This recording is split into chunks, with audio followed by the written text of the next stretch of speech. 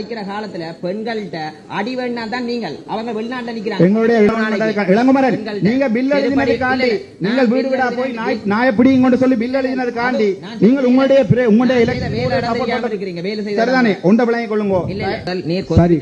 வேலை செய்திருக்கணும். நீர் எனக்கு படிக்க எம்பிபிஎஸ் அதோட மாசம் 2 செய்திருக்கேன்.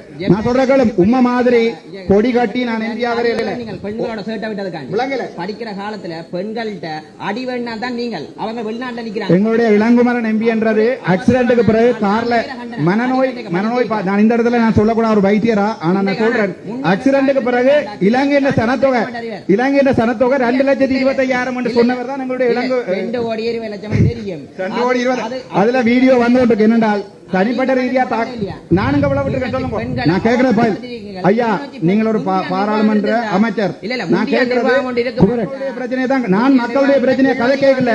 எங்களுடைய இளங்குமரனுக்கு இது கதைக்கிறதா இருந்தா நான் மக்களுடைய பிரச்சனையை மட்டும்தான் கதைக்கிறேன்.